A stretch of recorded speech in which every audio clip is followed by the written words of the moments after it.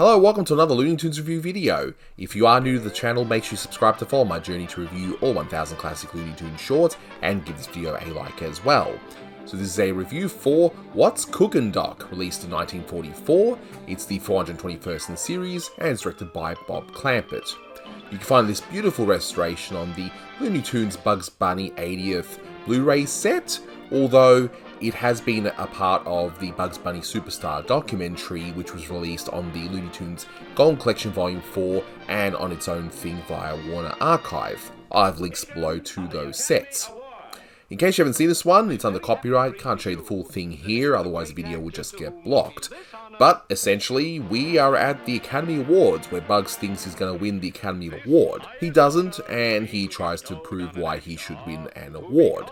So nothing too in-depth in terms of story, and I will go into why that is. First up you're going to see is a re-edit of the original commentary I did provide to take that down, and that features my good friends Steph Silly and my good friend Blue Genocide, who is help editing this review. Then after that you'll hear some new thoughts from me, so without further ado, let's get into it. And with me today to watch this wonderful cheetah cartoon is Steph Silly and Blue Genocide. Say hi, guys. Hi, everybody. This is probably my favorite clip show cartoon of all time, besides one, and I'll mention that when we get to it. Can we just comment on how beautiful this new restoration is? I mean, the colours pop so much, and this was, I believe, a so-called unrestorable one, quote-unquote, you know, at one stage, and it's amazing. I mean, look at this. Oh, it looks great. I love how the red pops, like, early Technicolor. I don't know what they did to make red pop so much, but they did something, and it looks great. Clampett really went over budget on Corny Concerto, where it was just all this lavish backgrounds and all that stuff. I think between this and Tin Pan Alley Cats, I think he just wanted to save a bit of money, I suppose, but... The stuff with the presenter, that's from Star is Born. Like, just looking at old-timey Hollywood. Oh yeah, it looks gorgeous. Doesn't look like that now, trust me.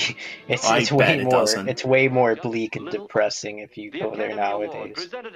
Yeah, and it's amazing if you watch the movies, you see how glamorous things are, especially when you see the Jap cruiser is blown up in that newspaper right there. But everything's so glamorous and whatnot, but yeah, the real story of Hollywood is really. And here we have a McKimson tour de force. You know, we're going to have Katharine Hepburn, we're going to have Edward G. Robinson impersonation, Jerry Colonna, Bing Crosby, and I think he even does the Charles Boyer later on, and there's one reference I'll let Blue say because it's pretty obvious to him. Oh, it's absolutely McKimson at his best. Amazing. I wonder what the carrot juice champagne would taste like, because that's the thing about this restoration. I never noticed that little detail, the carrot juice champagne. Let's see if we can get some of these references pointed out, one of which I know Blue knows. Okay, I know which one you're talking about. But you know this one, of course.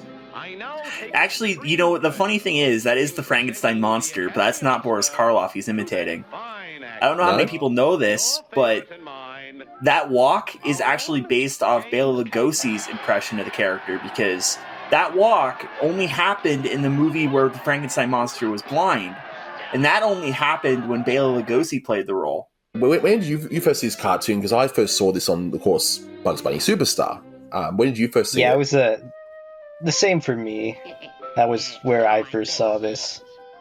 And again, it was a bonus feature on the fourth volume. That's staggering.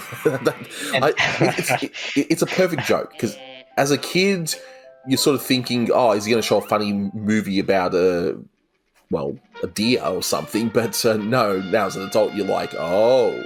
I'm normally not a fan of clip shows, but at least it was still like a new thing by this point, so they were still finding creative ways to work around that.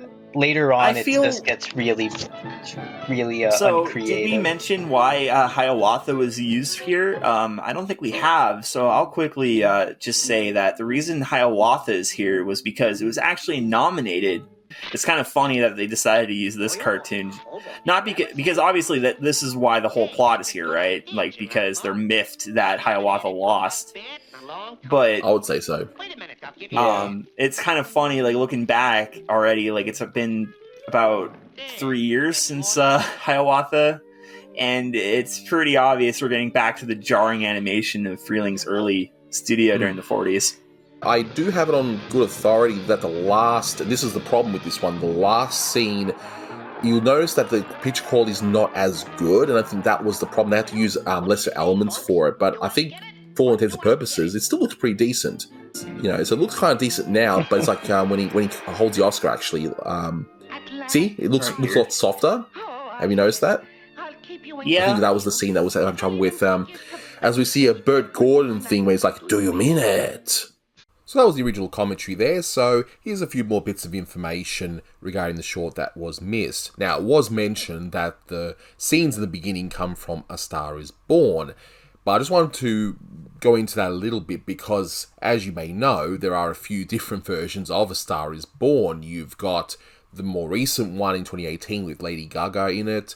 You have one with Barbra Streisand in the 70s that they were trying to get Elvis to star in, but that didn't happen, which was quite disappointing.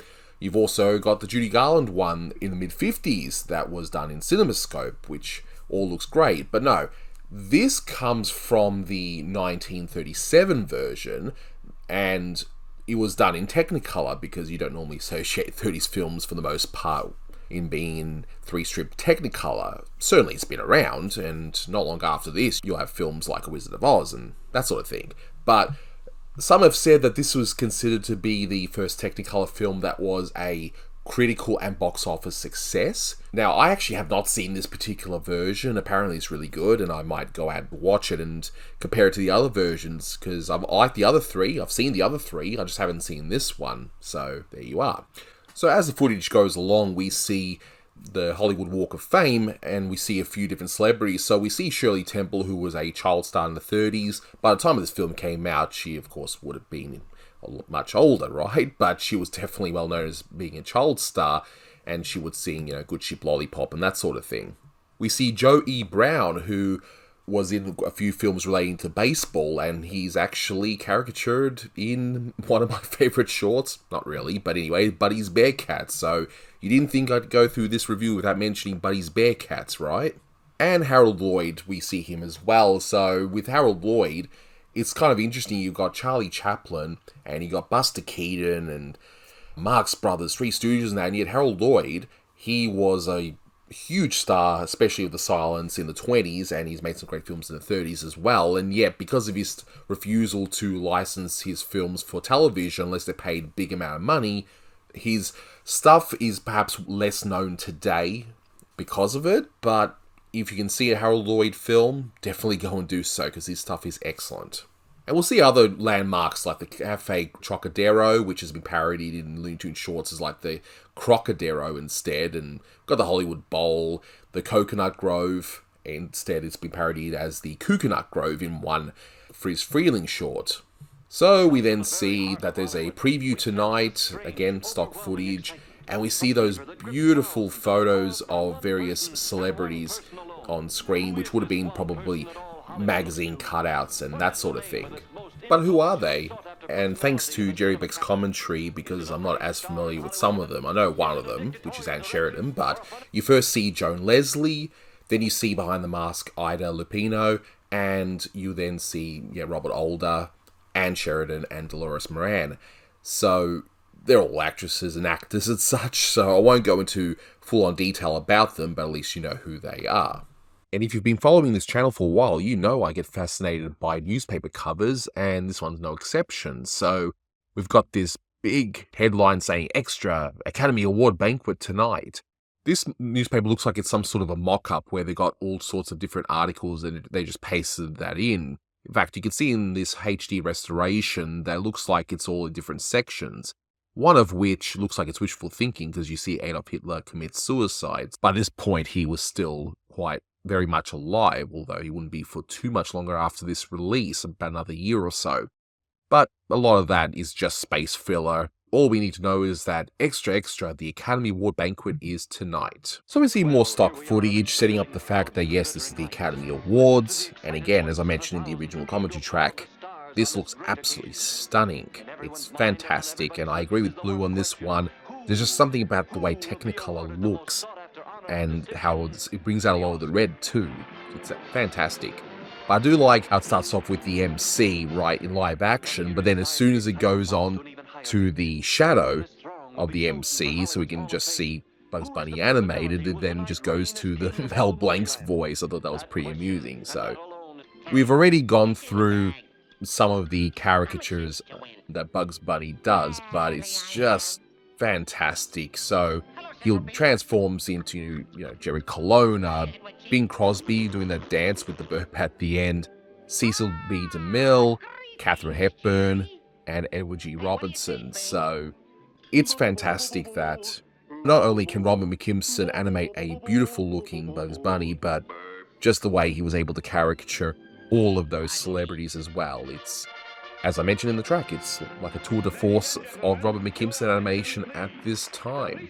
And we already mentioned about Frankenstein's monster, but he also changes into Charles Boyer, the French Romance star, which ended up being an inspiration for Pepe Le Pew later on.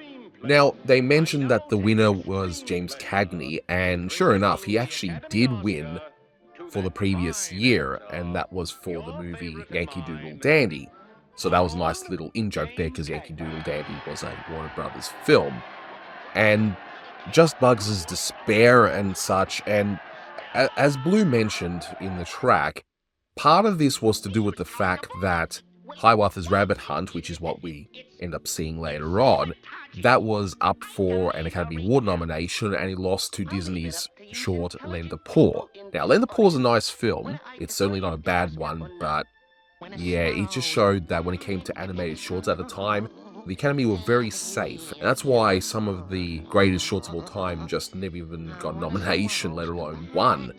In fact, by the time Bugs Bunny wins his Academy Award, it's for 99 Bugs, which is just your run-of-the-mill Friz Freleng Bugs Bunny short at the time. It's not bad, but there were way better shorts that Bugs was in.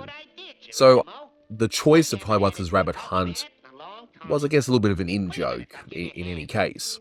So we've already gone through the Hiawatha Rabbit Hunt section, so after that, Bugs is like, what do you say, folks? Do I get it? Do I get it? And he's echoing Frederick March's drunken appeal from A Star Is Born, because Frederick March was actually in that film at the time. Because I was wondering, hang on, the way he says it, there's got to be something more to it, and sure enough, it comes from A Star Is Born, which again, I want to see that version in full. And yeah, the audience is like, yeah, let's give it to him, and they just start pelting Bugs with fruits and vegetables, and of course you're going to do a Carmen Miranda impression, right? Because by this point, the Latin American music scene was really in full swing, and that was very popular at a lot of the clubs at the time. So you see this weird version of the Oscar, it's like the Booby Prize, and some have even said that that's like a play on how Walt Disney won those special little Oscars for his work on Snow White and the Seven Dwarfs. I'm not sure if that was the intent there, but it does kind of make sense.